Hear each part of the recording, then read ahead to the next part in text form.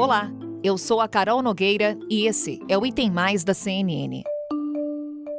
2021 foi o ano das crises: política, econômica, ambiental, sanitária. Foi mais um ano marcado pela pandemia de Covid-19. Todos sentimos em algum momento a dor de perder um parente, um amigo, uma pessoa conhecida para a doença. Em meio à vivência do luto, a vacinação avançou e reabriu caminhos para reencontros e a retomada de alguns planos que até então estavam na gaveta. Na política, os poderes se estranharam e as críticas subiram de tom. Na economia, as atividades aos poucos foram retomadas, mas o dinheiro ficou curto. A inflação voltou a assombrar o mundo, que também foi tomado pelo debate das mudanças climáticas.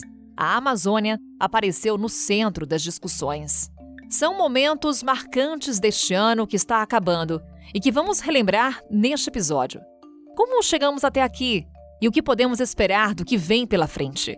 Vamos juntos tentar responder a essas perguntas. Começa agora a retrospectiva de 2021 do Item Mais. Um novo relatório da Fiocruz aponta que a transmissão comunitária da Covid-19 é extremamente alta em 23 estados e também no Distrito Federal. Sinal de que a pandemia continua num ritmo muito grave ainda. Os números de casos da doença continuam muito altos. Essa análise da Fiocruz foi feita no período de 6 a 12 de junho. Quero falar com vocês de um novo levantamento feito pela CNN, que mostra que apenas 65 cidades de todo o país não registraram mortes por Covid-19. O Brasil tem mais de 5 mil municípios. O Brasil é o país com mais casos de mortes por Covid-19 na América do Sul. São mais de 56 mil casos por milhão de habitantes desde o início da pandemia. Em menos de um ano, o governo Bolsonaro trocou pela 4ª vez o comando do Ministério da Saúde. E agora, em pleno pico da pandemia. Isso coloca como desafio para a política brasileira tratar basicamente da desigualdade e da pobreza. E como é que nós estamos tratando disso do ponto de vista político? Com imenso atraso. A pobreza, ela foi exacerbada pela pandemia. A desigualdade foi agravada pela pandemia, o que impõe aos que tomam decisões políticas em Brasília lidar com esse aspecto, ou seja, auxílio emergencial. Mas se ele resolve alguma coisa do ponto de vista de curtíssimo prazo, praticamente em nada ele contribui para resolver a questão mais ampla da desigualdade e da famosa injustiça social. Eu queria falar um pouco sobre reparação, que a gente nunca fez no Brasil, né? E quando a gente começa a ver isso ser feito por iniciativas que não são nem públicas, né, são privadas, a gente tem uma resistência. E aí eu trouxe o exemplo do Magazine Luiza. Eu queria entender por que a gente tem tanta dificuldade com essas políticas de reparação. Porque existem pessoas que se servem do racismo. O racismo, ele é meio de vida para muita gente. A gente normalizou a desgraça, a miséria, a morte das pessoas. Veja o que está acontecendo. O número de mortos, né, na pandemia. E, enfim, a maioria das pessoas que morreram são pessoas negras, pessoas pobres, trabalhadores. Não é de hoje que a fome assola o nosso país. Lá na década de 1960, a escritora Carolina Maria de Jesus disse a seguinte frase, abre aspas, "O maior espetáculo do pobre da atualidade é comer", fecha aspas. Infelizmente, essa atualidade a qual a Carolina falou lá há 60 anos está voltando com mais força que nunca no nosso país, agora com a pandemia. Agora eu digo, de um ano para cá. A situação é realmente grave, a gente tem nenhum prazer em trazer essas informações, porque muitas das pessoas que vão para um leito de UTI, infelizmente, não vão conseguir sobreviver. A Fiocruz, a gente trouxe aqui no Visão CNN, calcula essa chance de sobrevivência em 51%. É uma tragédia de proporções inimagináveis.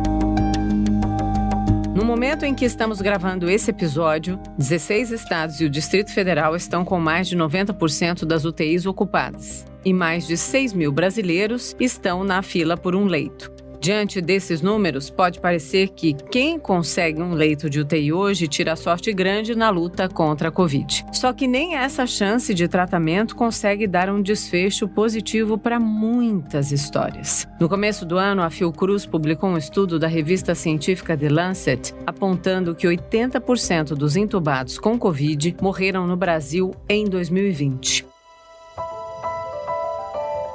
Tristeza. Foi esse o sentimento que marcou o nosso início de ano. O número de mortos pela Covid-19 disparou e batemos recorde diário de vítimas. Informação que acaba de chegar, o Brasil bateu mais um recorde no número de mortes pela Covid-19 registradas nas últimas 24 horas.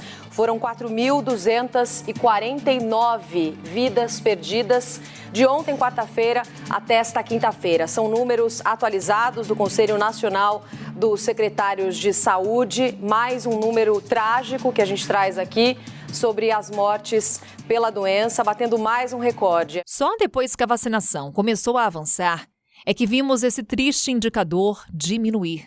Mas até conseguirmos esse avanço, esperamos. Foi demora na compra de vacinas, demora na aquisição de insumos. Há uma preocupação muito grande porque foram feitos pedidos ao Ministério da Saúde para que fosse passada uma data, um cronograma oficial de quando novas doses vão chegar, seja da Coronavac ou seja da vacina de Oxford, e essa informação não chegou. Não foi por falta de aviso. Desde o ano passado, especialistas já alertavam que, se o Brasil não se organizasse, ficaria sem vacina. Pois é, a campanha de vacinação mal começou e foi interrompida em vários lugares do país. Depois que o Supremo Tribunal Federal autorizou a compra de vacinas pelos estados e municípios na semana passada, governadores e prefeitos se mobilizam mais e em grupo. Pela decisão do Supremo, se o governo federal descumprir o Plano Nacional de Imunização ou se as doses não forem suficientes, estados e municípios estão autorizados a importar vacinas que já foram aprovadas por agências sanitárias de renome. É ruim que não tenhamos aqui, pelo menos até agora, desenvolvido uma vacina com tecnologia própria. Estamos muito atrasados, né? Outros países do Grupo BRICS já fizeram isso. Então, sim, ter um IFA brasileiro, ainda que com tecnologia importada, já é um grande passo. O problema é que isso demora um pouquinho, né? Alguns meses, né? Com 2.000 e poucos mortos por dia. Quantos mortos haverá até chegarmos ao IFA brasileiro? O quadro que foi mostrado há pouco de vacinas também é animador, mas há uma demora, né? O problema todo foi aquela história do pecado original. O governo brasileiro demorou a comprar vacinas, investiu corretamente na vacina de Oxford, mas deixou de comprar outras. Então isso é a grande questão. É urgente, não dá mais para adiar e essa demora acaba de nos custar a trágica marca de 300 mil vidas perdidas para a Covid. A vacinação no Brasil precisa acelerar. De um lado, temos o Ministério da Saúde recomendando a suspensão da vacinação em adolescentes. Do outro, vários estados mantendo o cronograma de vacinação, seguindo os protocolos das fabricantes. A incerteza do país diante de informações contraditórias alimenta um sentimento de angústia e dúvida ainda maior quando a gente considera os resultados de pesquisas e levantamentos da Organização Mundial da Saúde, mostrando que a Covid-19 pode sim prejudicar a saúde de crianças e adolescentes também. E a cada momento aparecem novas informações. É sempre muito importante que a gente, como jornalista, compartilhe isso com vocês. Desde o começo da pandemia, mais de 2.500 jovens entre 10 e 19 anos morreram por Covid aqui no Brasil.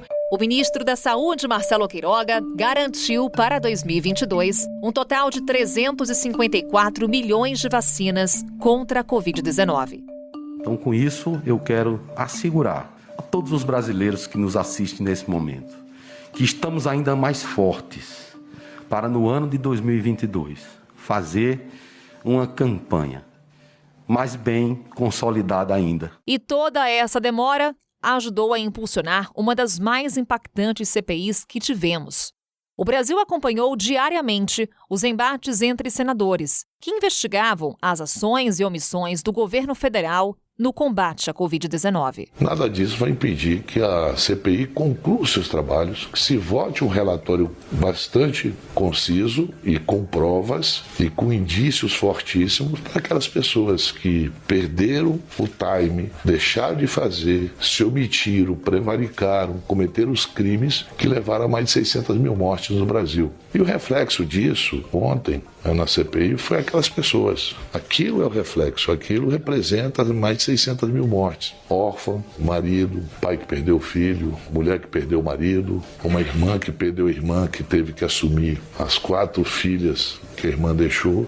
Esse ali é o diagnóstico dessa pandemia. Então, em razão dessas pessoas, nem eu, nem Renan, nem ninguém do colegiado da CPI tem o direito de, nesse momento, ainda esticar mais essa corda. Vamos votar o relatório e eu vou votar no relatório do Renan Calheiros. Depois de tantos meses de trabalho e de investigações, CPI da pandemia se aproxima do fim. O tão esperado relatório de Renan Calheiros foi apresentado aos demais senadores. São mais de 1000 páginas que trazem os pontos levantados até agora. O presidente do Senado instaurou oficialmente a CPI da Covid, que vai investigar se o governo federal foi omisso no combate à pandemia e também o que aconteceu com as verbas federais destinadas aos estados e aos municípios. Na mesma terça, a ministra do Supremo, Carmen Lúcia, pediu o julgamento de uma notícia-crime contra o presidente Jair Bolsonaro por suposto crime de genocídio. Na quarta, dia 14, o STF se reuniu e confirmou a decisão do ministro Luiz Roberto Barroso, que obrigou a abertura de CPI. E atenção para quinta-feira, que foi o dia de maior agito em Brasília. Teve uma sessão no plenário da Corte, mas o motivo agora era outro. O STF rejeitou por 8-3 um recurso da Procuradoria-Geral da República e manteve a anulação das condenações contra o ex-presidente Lula. Além disso, Carmen Lúcia entrou de novo em cena e deu 5 dias para o presidente da Câmara, Arthur Lira, explicar por que não abriu um processo de impeachment contra Bolsonaro. Para completar, gente, o ministro Edson Fachin pediu para voltar para a primeira turma do STF, levantando dúvidas se os processos da Lava Jato vão com ele ou se ficam na segunda turma. Não é exagero dizer que o futuro do cenário político brasileiro está sendo redesenhado da semana passada para cá. Os embates em 2021 não se resumiram ao conhecido contexto político de governo e oposição, nem ao terreno da Comissão Parlamentar de Inquérito. As tensões institucionais neste ano foram sem precedentes e alimentaram a organização dos atos de 7 de setembro. Manifestações é o que há de mais bonito na democracia, das pessoas poderem ter a liberdade de se manifestar. Isso é próprio da democracia. E é até um contrassenso alguém defender frustração da democracia ou retrocesso se manifestando, que a manifestação é própria dela, a democracia. Então isso tem que ser preservado, isso tem que ser garantido. Obviamente que pontos de manifestação, de modo geral, qualquer que seja ela, por qualquer meio que seja, que vise retroceder democracia, que vise não ter eleições ou ter algum tipo de intervenção ou autoritarismo ou totalitarismo, isso tem que ser rechaçado, porque isso não é democrático, isso não é patriótico e, obviamente, que isso tem que ser repelido. Essas são declarações dos 3 poderes, que retratam a tensão em torno do 7 de setembro. A data promete ir muito além dos desfiles militares, em cidades espalhadas pelo país. Neste ano, o Dia da Independência é marcado pela tensão por mobilizações de diferentes perfis políticos, que correm o risco, inclusive, de se encontrarem nas ruas. Se depois dos atos de 7 de setembro, os ânimos entre as instituições arrefeceram, a economia seguia em ebulição. A inflação no mundo disparou e, por aqui, ela foi sentida com ainda mais força. O poder de compra encolheu e os juros subiram no maior ciclo de altas da taxa Selic desde 2002. Outra gíria do mercado, Tony, em relação ao que aconteceu, é a palavra paulada nos juros. Agora, a pergunta que todos se fazem é: essa paulada coloca o país eventualmente numa situação de recessão ou não? Olha, vai depender muito onde esse processo acaba, né? Então, tem um grande debate no mercado hoje, tem função da sinalização que o Banco Central deu hoje. O comunicado veio de uma maneira mais dura que o mercado estava esperando. Eu acho que você pode ter, por exemplo, um aumento da taxa de juros de mercado amanhã, né, reagindo a isso. Mas aí vai depender exatamente onde esse processo para. Existe o risco hoje de você realmente ter um exagero, né, no aumento da taxa de juros, que causaria eventualmente uma queda muito forte da inflação em 2023 e também, né, arriscaria um processo recessivo na economia no ano que vem, quando, né, o mercado já está esperando, né, um PIB ao redor de 0.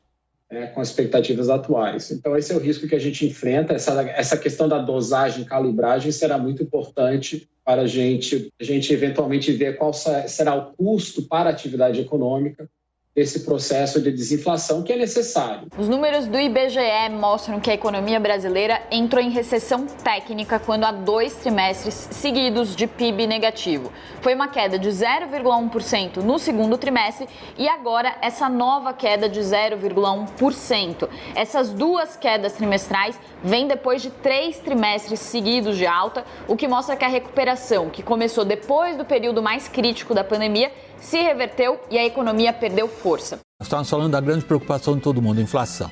Não é só aqui. Uma parte vem lá de fora. Nos Estados Unidos ela subiu 0,9% no mês de outubro. Em um ano, essa alta lá chega a 6,2%. É o maior patamar em mais de 3 décadas. A situação se agrava, preocupa a Casa Branca, é todo mundo. Isso mexe nos juros lá, mexe nos juros aqui. Mas esses não foram os únicos números que causaram preocupação em 2021. Os índices de desmatamento ilustraram uma outra crise, a ambiental. Era fevereiro de 2018 quando moradores de Maceió, em Alagoas, se desesperaram com um tremor de terra que atingiu vários bairros da cidade. Muita gente saiu correndo de casa com medo do teto desabar sobre a cabeça.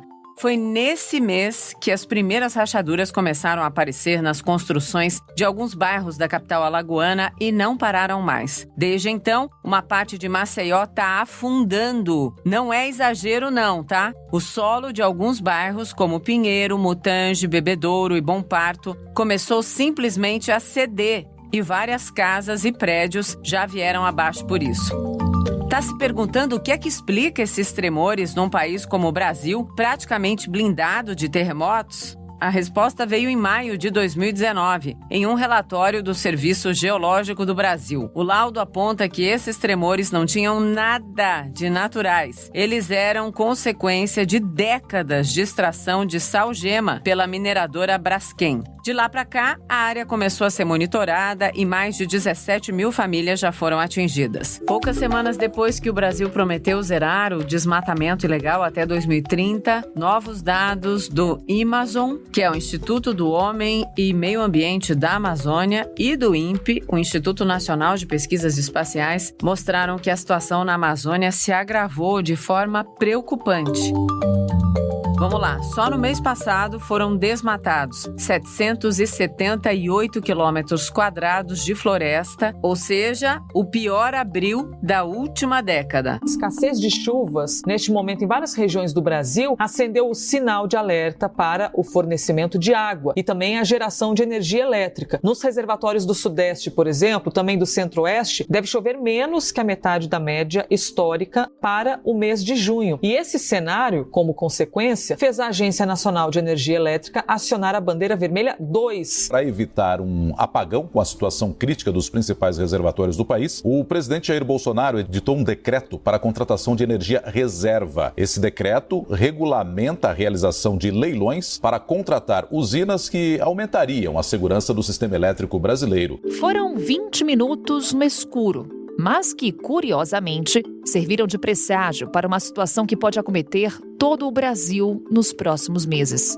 No mesmo dia em que vários estados da região Norte, Nordeste, Centro-Oeste e Sudeste enfrentaram um mini apagão no meio do dia, o governo emitiu esse alerta. Agora chamo sua atenção a respeito desse alerta emitido pela primeira vez no governo Jair Bolsonaro para 5 estados do Brasil que podem enfrentar uma crise hídrica nos próximos meses. Esse alerta veio pelo Sistema Nacional de Meteorologia, que é ligado ao Ministério da Agricultura. O Paraná, que já enfrenta uma situação bastante difícil com relação à Covid-19, é um dos estados que podem sofrer aí com a escassez de água. Foi divulgado agora há pouquinho, no final da madrugada, pelo horário de Brasília, pela ONU, o maior relatório sobre mudanças do clima já produzido na história. E os dados mostram que o mundo está a um passo de passar por um colapso climático. No melhor dos cenários, minha gente, a temperatura média global deve subir 1,5 graus dentro de 2 décadas. 1,5 graus Celsius nos próximos 20 anos.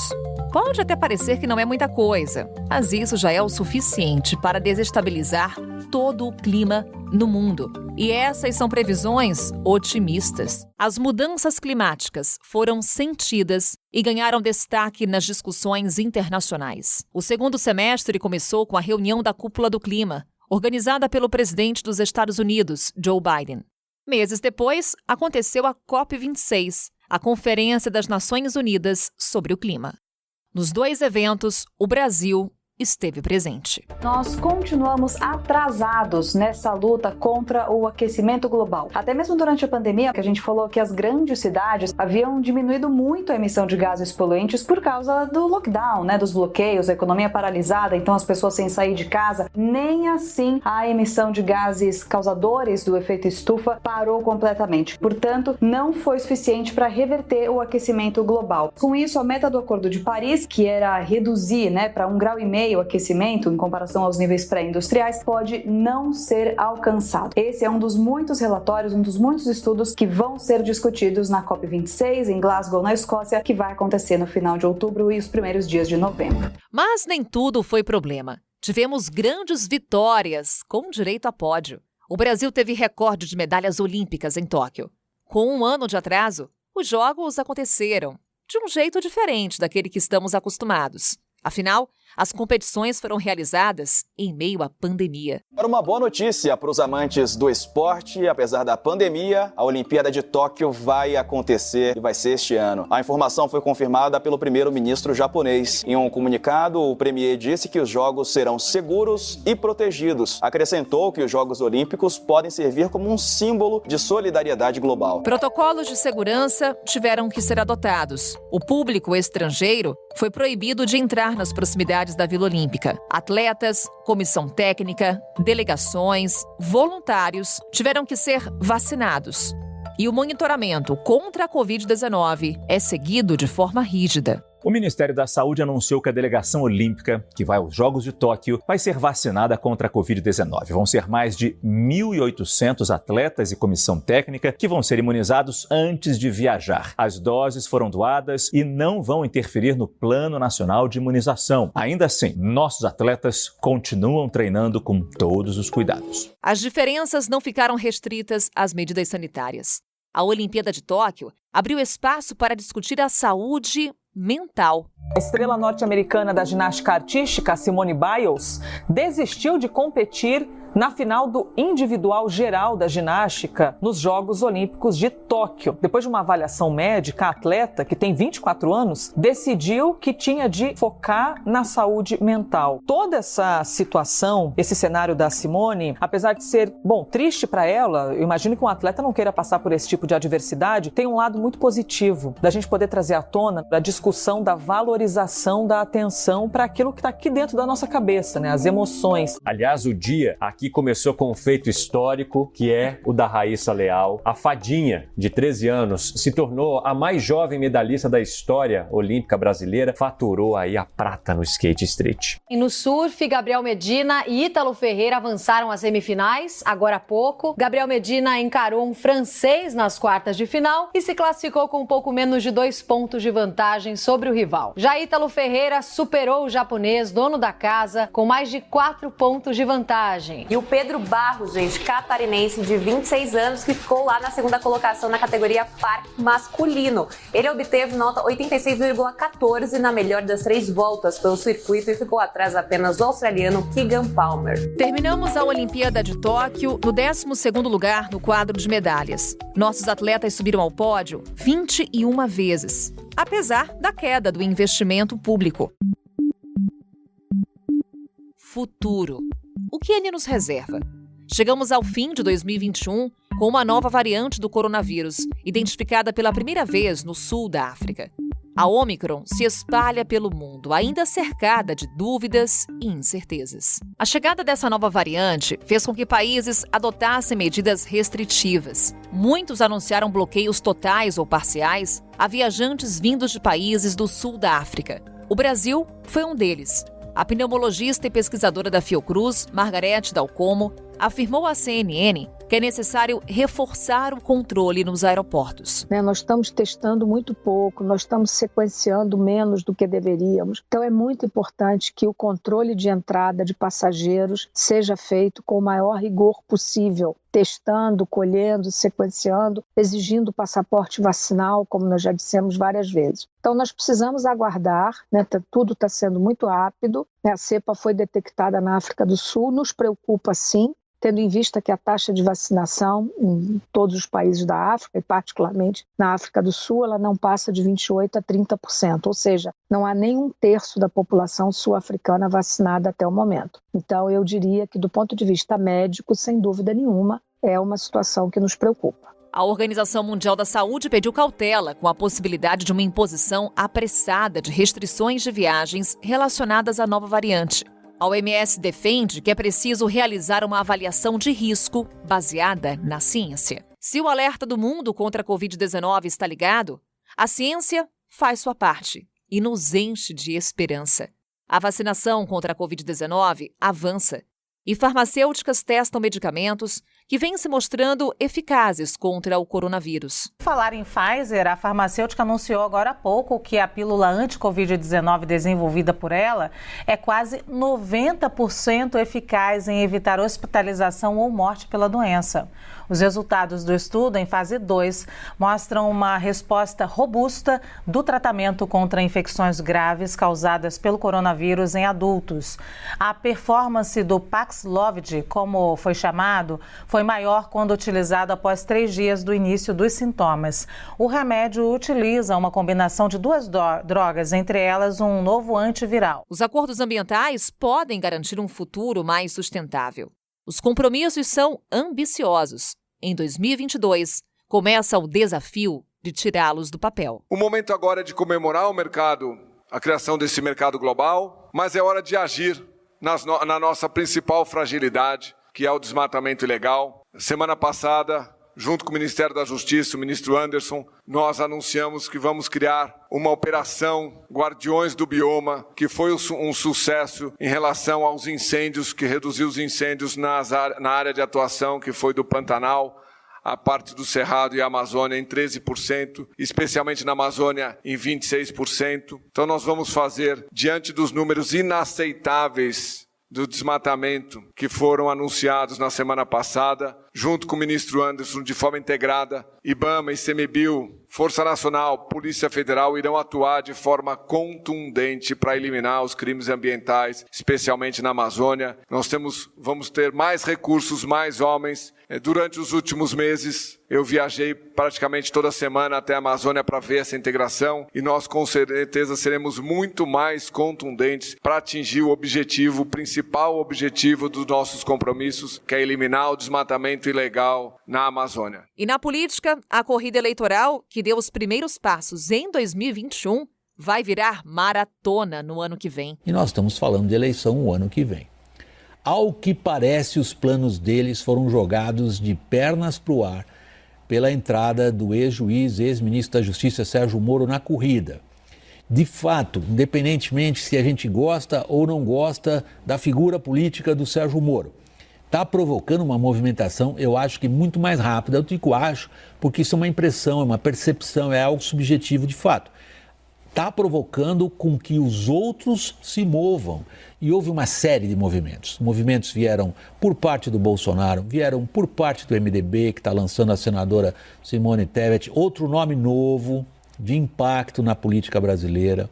Nós temos o PSD, Gilberto Kassab é um operador muito astuto, colocando direto o Rodrigo Pacheco na corrida. Mandetta com o DEM e o PSL se unindo, olhando quais são as possíveis coligações. Agora a pergunta é a seguinte, isso já chegou para o grande eleitor? O eleitor está preocupado ou isso é empolgação de jornalista? As mesmas raposas dizem que, por enquanto, essa empolgação é coisa de jornalista que gosta de política. O grande público não está nem aí. Mas eles já tiveram que mudar os planos deles, né? De repente, a realidade é outra. Responder ao que o futuro nos reserva é difícil. Há apenas projeções, expectativas. A nossa vontade, aqui do Item Mais, é que 2022 seja o ano das boas notícias. Com esse desejo, Encerramos o nosso ano de 2021, ano em que eu entrei para essa equipe. Obrigada por sua companhia diária e em 2022 seguiremos juntos. Um grande abraço, um feliz ano novo e até a próxima. Tchau! Com a minha apresentação, Carol Nogueira, este podcast foi produzido pela Maremoto para a CNN Brasil. Roteiro e pesquisa, Thaís Ilhéu, Maíra Alfradique, Daniel Miller e Lucas Scherer. Pauta e produção, Ana Neves e Danilo Santana.